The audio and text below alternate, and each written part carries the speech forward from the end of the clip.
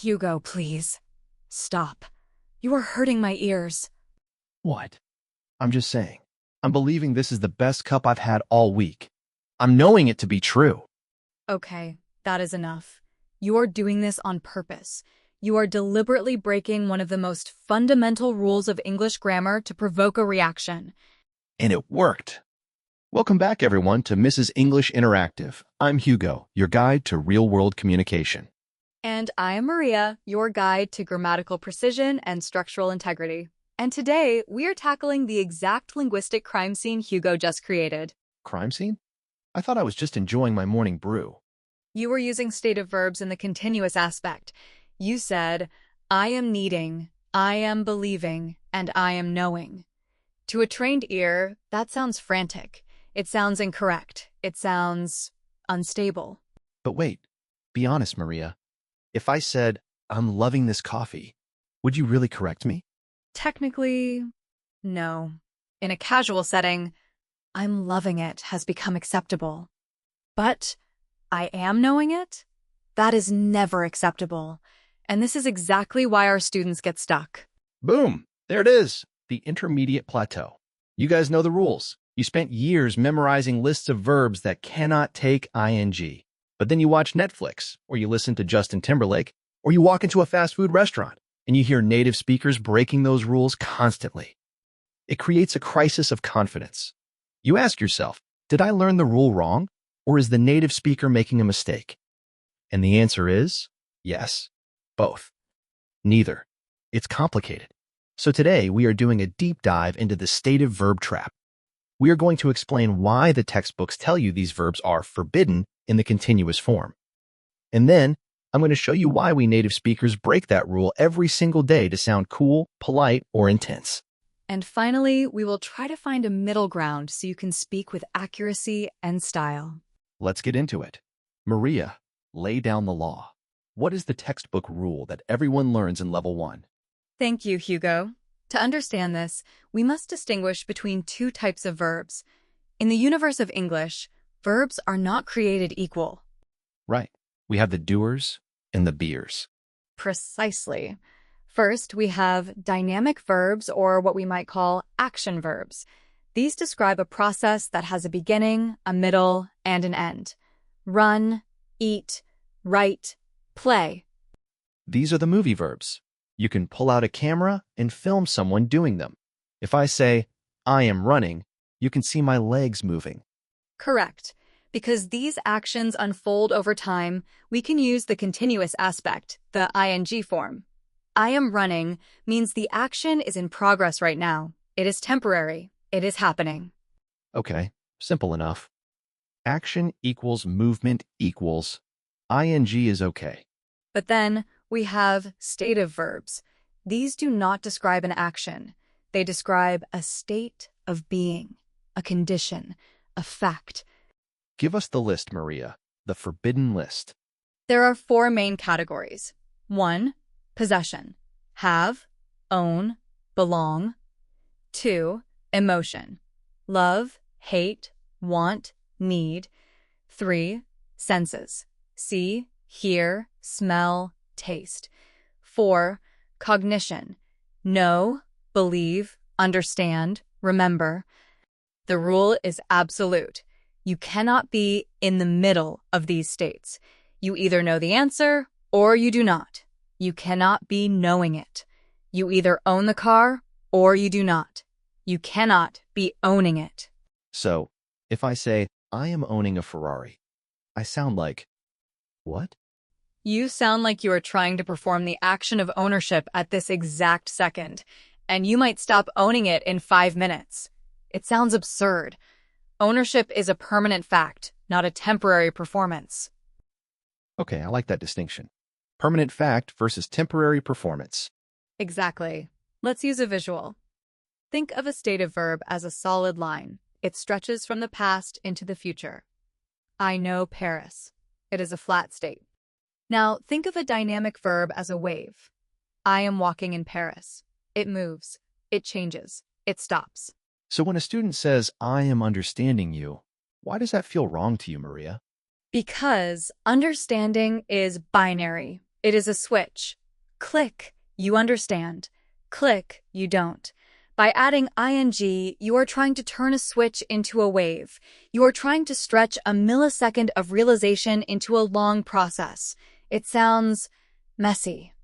Messy. I love that. Okay, so that's the logic. And for 90% of your English journey, that rule keeps you safe. If you say, I want a pizza, instead of I am wanting a pizza, you will always be correct. Yes, and for my sanity, please just say, I want a pizza.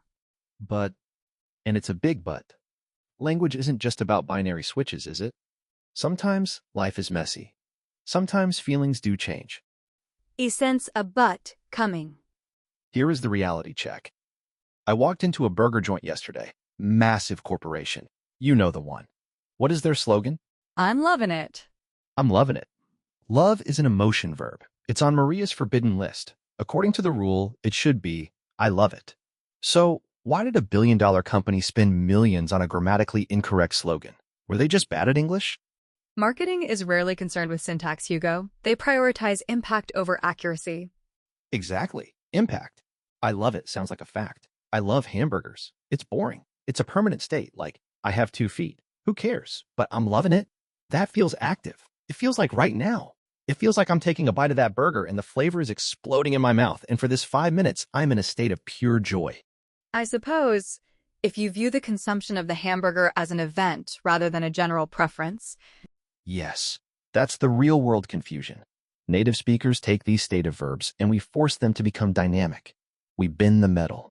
We do it to show that the feeling is temporary, intense, or happening right now. We call this aspectual coercion in linguistics. You are coercing, forcing the verb to behave differently. Coercion sounds dangerous, but it's true. If I say to a girl, I love you, that's a heavy promise. That's marriage material. That's forever. But if I say, I'm loving your hair today, that's just a compliment about right now. It's lighter. It's temporary. And this is where the danger lies for the learner. If they use the continuous form for the forever meaning, they sound insincere. Imagine standing at the altar at your wedding, Hugo. You look at your bride and you say, I am loving you. Oof. Yeah, that sounds like I am loving you for now. But ask me again next Tuesday. Exactly. It implies the end before it has even begun. This is why the distinction matters. It is not just about grammar police. It is about the meaning you are projecting to the world. So, if you use the wrong form, you might accidentally tell your wife your love is temporary. Or you might tell your boss that your knowledge is shaky. Correct. If you say, I am understanding instead of I understand, you sound like you are still trying to figure it out. You sound less confident. Okay, so we have a battle here. On one side, we have Maria's safety zone. Keep stative verbs simple to show permanence and confidence. On the other side, we have Hugo's danger zone. Break the rule to show immediacy, emotion, and vibes. I would hardly call it vibes, but yes. In the next segment, we're going to look at the specific verbs that cause the most trouble, the ones that actually change definition when you add ing. Yes, we will look at think, see, and have. These are the shapeshifters. They trick students every day. And I'll teach you how to use the zoom lens technique to know when you can break the rule without sounding like a robot. I admit, the zoom lens analogy is useful, even if it is linguistically loose. High praise from the professor. All right, grab your coffee, or should I say, start loving your coffee, and meet us in the next segment. Welcome back, guys.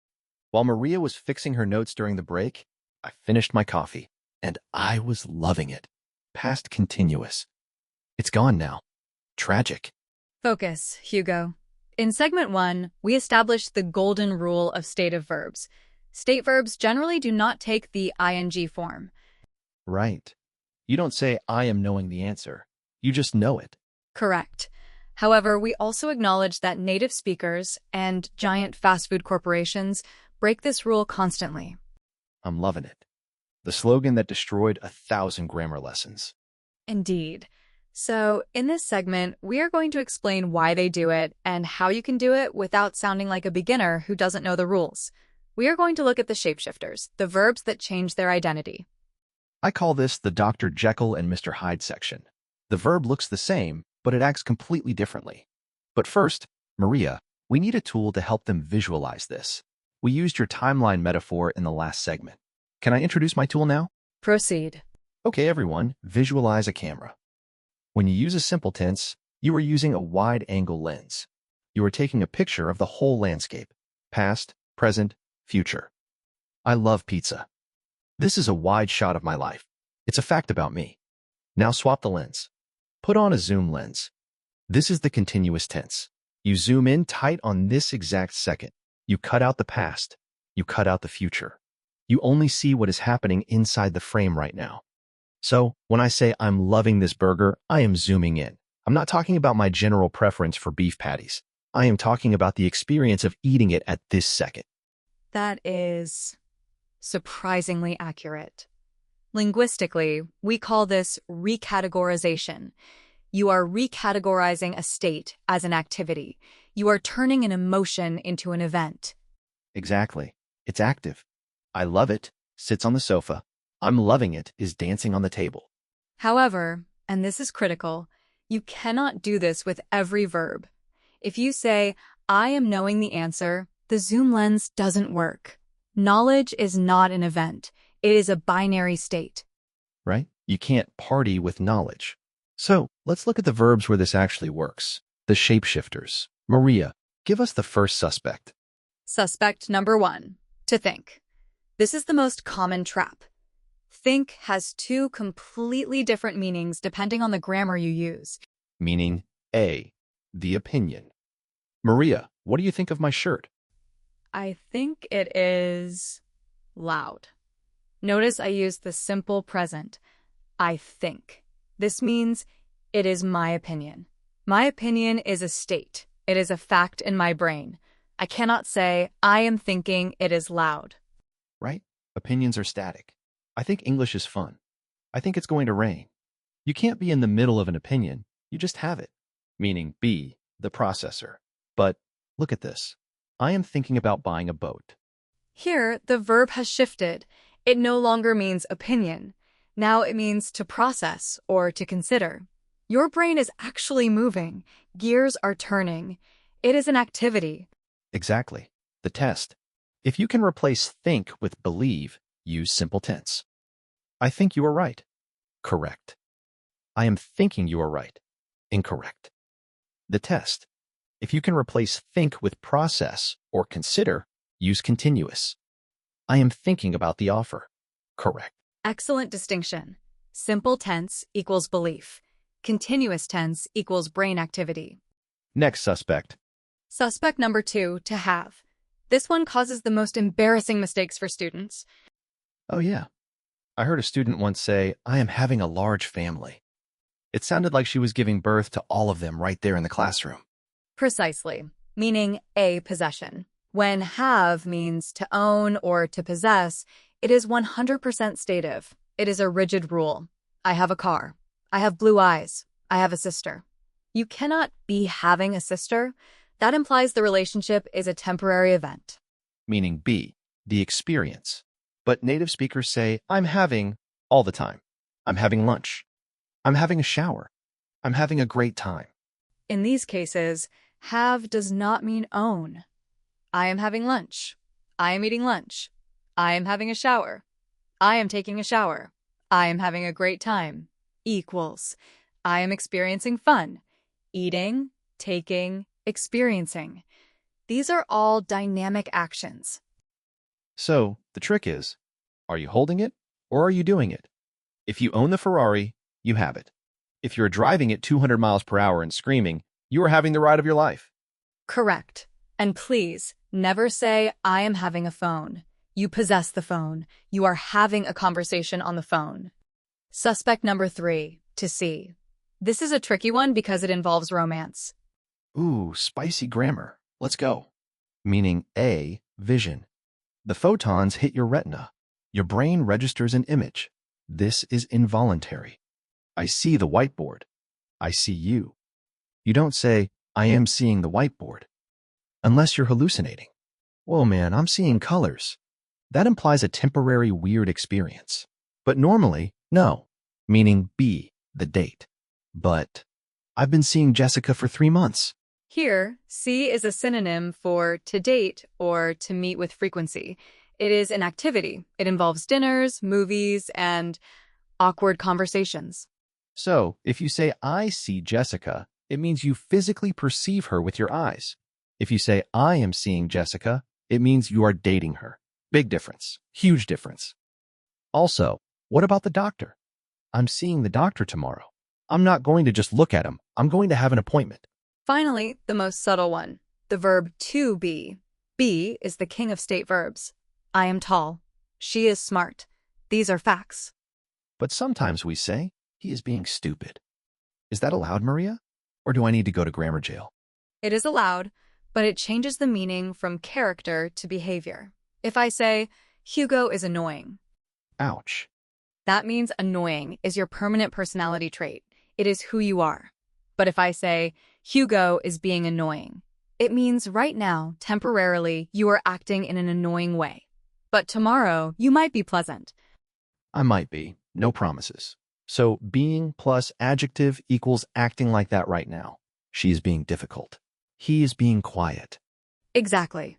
It is a very useful tool for criticizing people politely. Instead of attacking their character, you critique their current action. It suggests they have the power to stop. See? Grammar saves relationships. Okay, let's recap the shapeshifters. 1. Think, opinion versus process. 2. Have, possession versus experience/eating. 3. See, vision versus dating meeting. 4. Be, personality versus behavior. And remember the McDonald's rule. It is strictly an informal emphasis on enjoyment. Do not use it in a business meeting. Do not say to your boss, I am loving this spreadsheet, unless it's a really, really good spreadsheet. Okay, I think we bent the rules enough for one segment. Your brain is probably having a hard time processing all this. We need to test this. In the next segment, we are going to do a textbook versus real-world quiz. I will give you a scenario, and Hugo will tell you if you should follow the strict rule or break it. And I'll give you the text message summary to save to your phone. Don't go anywhere. We are being right back. We will be right back. You cannot use continuous there. I know. I just wanted to see you twitch. All right, welcome back to the final round. We've covered the strict rules, and we've covered the rebellious exceptions. Now it's time to see if you can actually use them in the wild. This is the application phase. Hugo is going to give you a real-world scenario. Your job is to decide, do you use the stative form or the dynamic form? It's Maria's law versus Hugo's vibe. Are you ready? Scenario number 1, the kitchen test. Imagine you are a chef. You are holding a spoon. You put the spoon in the soup to check the flavor. Do you say, A, I taste the soup. B, I am tasting the soup. Think about the logic. Is this an intrinsic quality of the chef, or is it a voluntary action? The answer is B, I am tasting the soup. Why? Because you are doing something. You are performing an action with your mouth. Correct. However, if you are describing the quality of the soup itself, the verb shifts back to stative. You would say, the soup tastes salty. You cannot say, the soup is tasting salty. The soup is not performing an action. The soup simply exists. Boom. So, human action equals tasting. Food quality equals tastes. Next one. Scenario number 2, the airport check-in. You are standing at the counter. The airline agent puts your suitcase on the scale. She looks at the number. Does she say, A, your bag is weighing 20 kilos. B, your bag weighs 20 kilos. This is a classic fact versus process trap. The answer is B, your bag weighs 20 kilos. Why? Because the weight is a fact. The bag isn't doing anything. It just sits there being heavy. However, look at the agent. She is physically lifting the bag to check it. In that specific moment, you could say, the agent is weighing my bag. She is performing the measurement. The bag possesses the weight. I love this. It's like a grammar dance. Okay, let's get harder. This next one is for the advanced learners. Scenario number 3, the polite request. You need to ask your boss for a day off. You want to be soft, polite, and not demanding. Do you say, A, I hope you can give me Friday off? B, I am hoping you can give me Friday off. This is a trick question. Technically, both are grammatically possible, but pragmatically, they carry different weights. If you chose B, you win the Social Intelligence Prize. Using the continuous form here, I'm hoping, softens the blow. It makes it sound temporary and tentative. I hope sounds very direct. I hope you say yes. It puts pressure on the boss. I'm hoping sounds like, hey, just right now, I have this little wish, but no pressure. We do this with wonder too, right? I wonder if you are free. I was wondering if you are free. Precisely. In this specific context, breaking the stative rule is a strategy for politeness. By making the verb temporary, you make the request feel less heavy. You give the listener an escape route. Okay, last one. The therapy session. Your friend is crying. She is telling you a long, sad story about her breakup. You want to show her you are listening, and you empathize. Do you say, A, I hear you. B, I am hearing you. Standard grammar dictates I hear you. It is a function of the ears, involuntary perception. And usually, Maria is right. If the phone connection is bad, you say, I can't hear you. But in modern emotional English, especially in deep conversations, we often say, I'm hearing you, or even, I'm feeling you. I am feeling you sounds physically intrusive, Hugo. No, it means, I am empathizing with your emotional state right now. I'm hearing you means I am actively processing and validating your story. If you just say, I hear you, it can sound dismissive, like, yeah, I hear you, shut up. I'm hearing you is active. It's a warm hug in verb form. So, what is the verdict, Maria? Can they break the rules? My verdict is this. You must know the rule before you break it. If you use the continuous form for every stative verb, you will sound like a beginner. You will sound clunky. But if you use it surgically to show temporary enjoyment, active process, or politeness, then you sound like a native speaker. Exactly. Don't abuse the power. Don't walk around saying, I am owning a pencil. You'll sound crazy. But don't be afraid to say, I'm really liking this song. That's just natural flow. To ensure you don't forget this, we have prepared the summary. This is the logic you need to keep in your pocket. Here is the text message summary. Screenshot this. Save it. Memorize it. The stative verb cheat sheet. 1. The rule. Feelings, thoughts, and possession are usually simple tense. 2. The exception. Use continuous only if the feeling is temporary or happening right now. O fact. I love pizza. O event. I'm loving this pizza. 3. The shapeshifters. O think. Opinion versus processing. O have. Possession versus eating, experiencing. O see. Eyes versus dating. That's it for today, guys. Stop stressing about the grammar tables. Put on your zoom lens. Are you looking at the whole life or just this moment? That's your answer. And please, for my sake, do not tell people you are having a family. Tell them you have a family, unless you are currently in the delivery room. See you next time.